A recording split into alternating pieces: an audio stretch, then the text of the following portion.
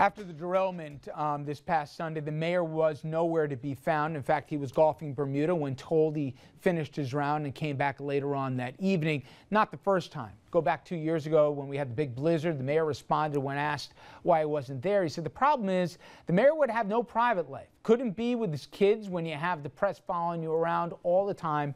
President's job is different. Dominic, do you sympathize with him? Is this what the job of deputy mayors are for? Or when you have something like this, the mayor needs to be there.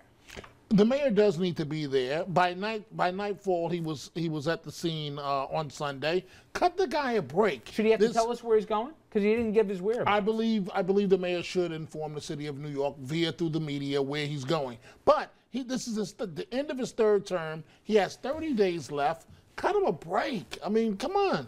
How about you, Richard? He was wrong the first time because the blizzard was predictable, and he should have been here. This time, he got here by the evening. I'm not so sure cut him a break. It's the only one in the whole world you seem willing to cut a break to, Dominic. No. But nonetheless, I don't think private life start to stop with a politician? You know what? I like the fact that a politician once in a while can have his own privacy.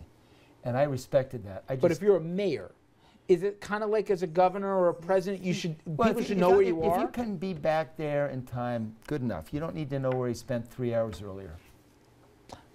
What was it, the trail called in the Appalachian Trail when he was finding his soulmate? We had my blizzard. Our town supervisor was in Jamaica. He wouldn't come home. So Bloomberg does not have much sympathy from me.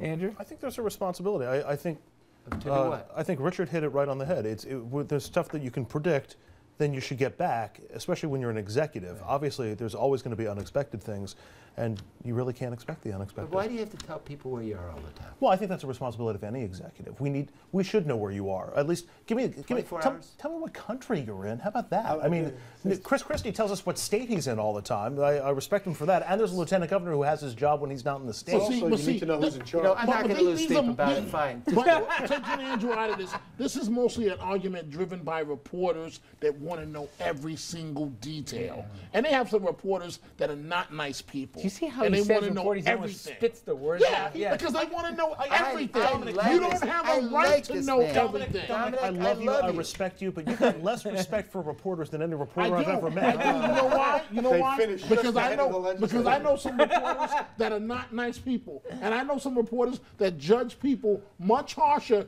than they judge their own personal and private lives. I think those are all valid points, but I think that the role that we serve in keeping an eye on our officials, there is still that responsibility. The public does have a right to know where their executives are. And you have a right to know. We'll be right back after this break. Because when he's not around, someone else is actually in charge.